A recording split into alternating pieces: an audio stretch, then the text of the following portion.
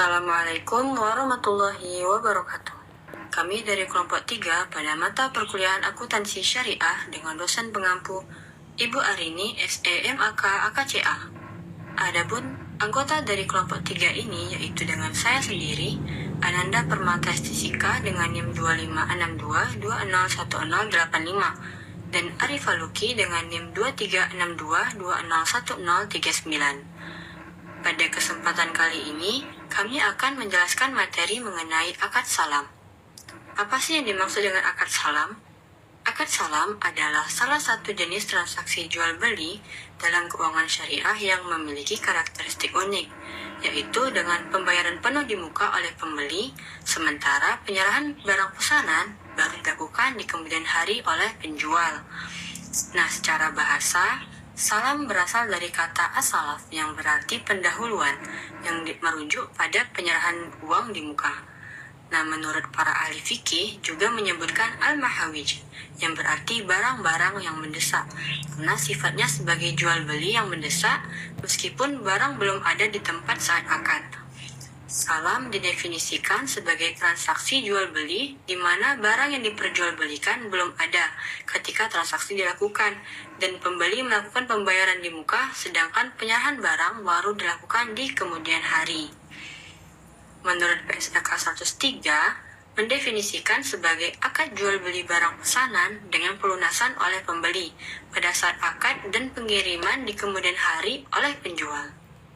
Sekilas, transaksi salam mirip dengan transaksi ijon, namun terdapat perbedaannya dalam segi ketidakpastiannya.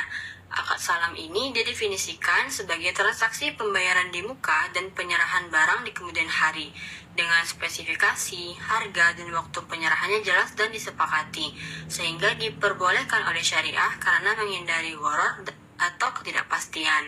Nah, sedangkan transaksi ijon seperti membeli hasil panen yang belum siap, misalnya padi di sawah.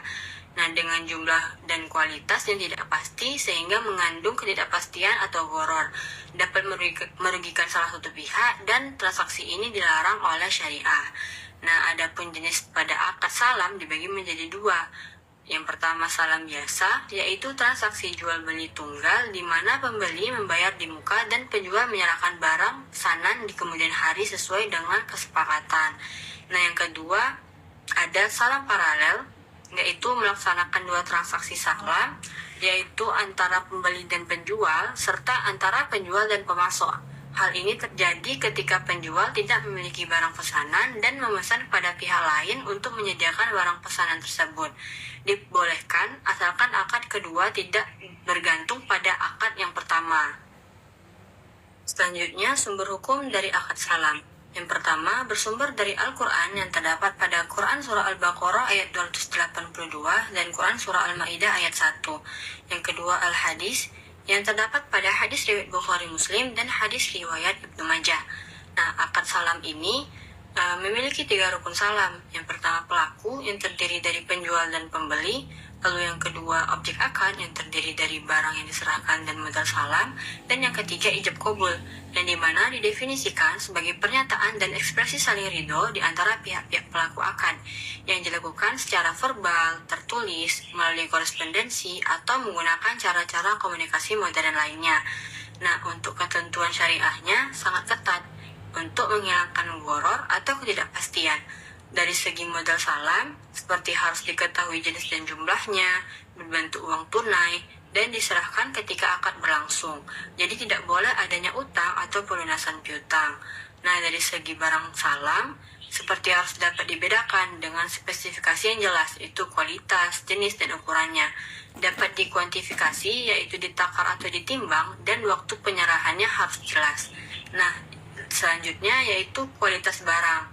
Jika barang yang dikirim cacat atau tidak sesuai, pembeli boleh khiar atau memilih menerima atau menolak. Jika kualitas lebih baik, penjual juga tidak boleh meminta tambahan harga. Berakhirnya akad salam. Yang pertama, barang diterima sesuai akad atau berakhir normal. Yang kedua, barang yang dipesan tidak ada pada waktu yang ditentukan. Yang ketiga, barang yang dikirim cacat atau tidak sesuai dengan pembeli memilih membatalkan atau fasak.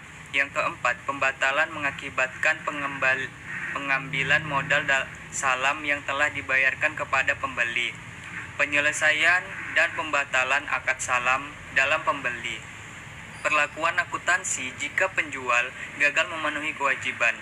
Jika penjual tidak dapat memenuhi kewajiban, piutang salam berubah menjadi piutang yang harus dilunasi oleh penjual.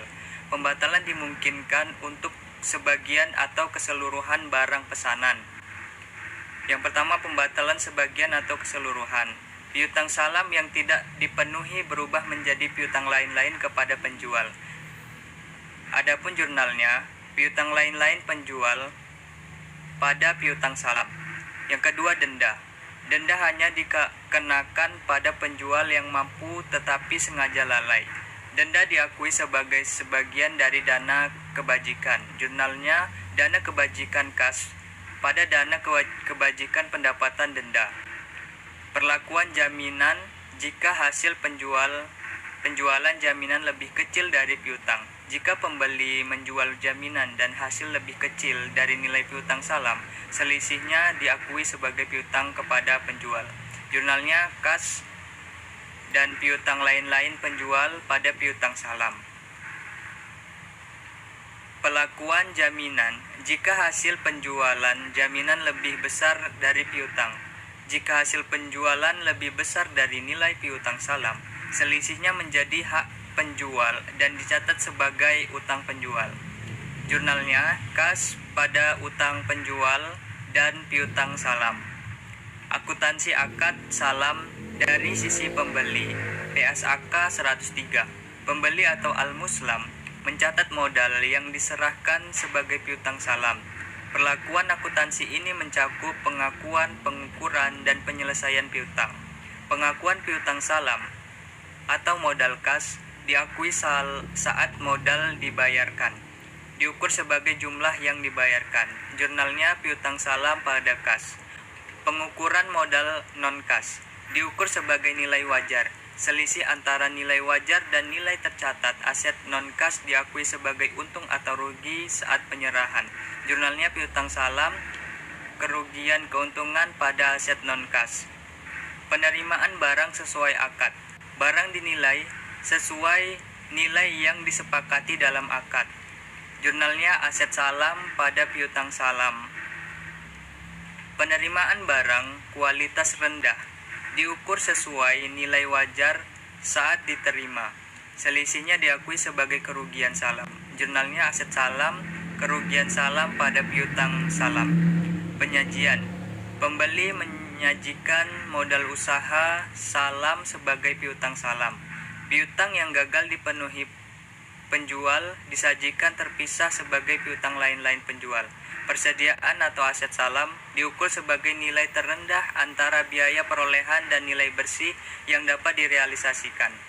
Akuntansi akad salam dari sisi penjualan.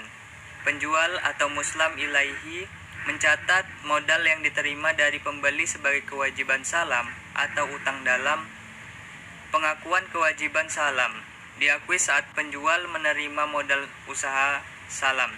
Jika modal kas diukur sebagai jumlah yang diterima. Jurnalnya, kas pada utang salam. Penghentian pengakuan atau derogation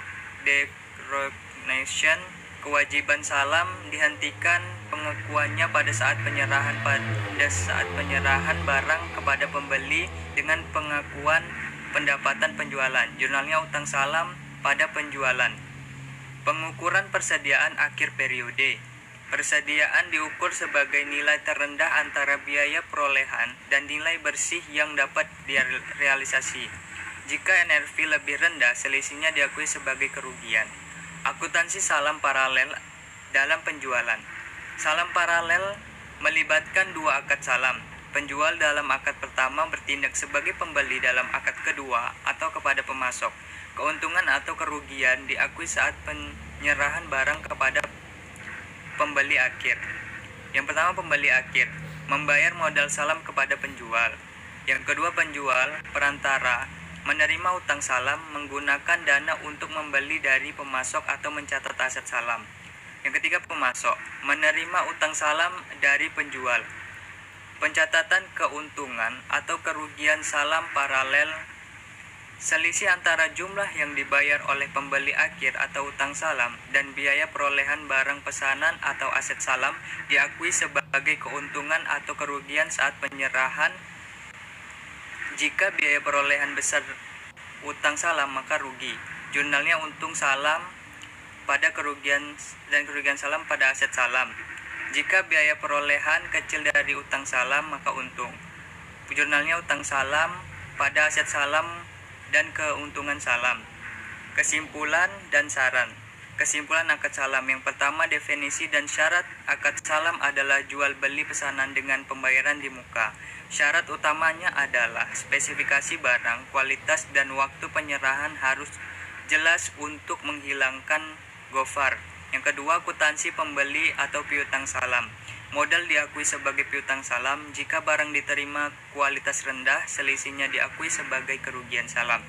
Kegagalan penjual mengubah menjadi piutang lain-lain penjual. Yang ketiga, akuntansi penjual, utang salam. Modal diterima diakui sebagai utang salam. Dihentikan pengakuannya saat penyerahan barang dengan mengakui penjualan. Dalam salam paralel, keuntungan atau kerugian diakui saat penyerahan kepada pembeli akhir. Yang keempat, akhir salam dapat berakhir normal atau penyerahan barang atau dibatalkan fasak jika terjadi ketidaksesuaian atau kegagalan penyerahan yang mewajibkan pengembalian modal. Sarannya, peningkatan kapasitas akad. Memastikan seluruh rukun dan ketentuan syariah terpenuhi, terutama spesifikasi barang dan waktu penyerahan, untuk menghindari perselisihan dan menjaga keberkahan.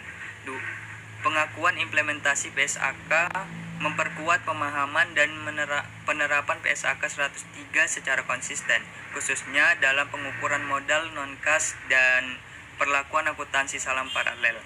Manajemen risiko. Pembeli disarankan meminta jaminan dari penjual untuk memitigasi risiko kerugian jika penjual gagal memenuhi kewajiban, sesuai dengan prinsip kehati-hatian syariah.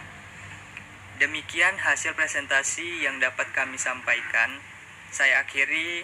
Wassalamualaikum warahmatullahi wabarakatuh.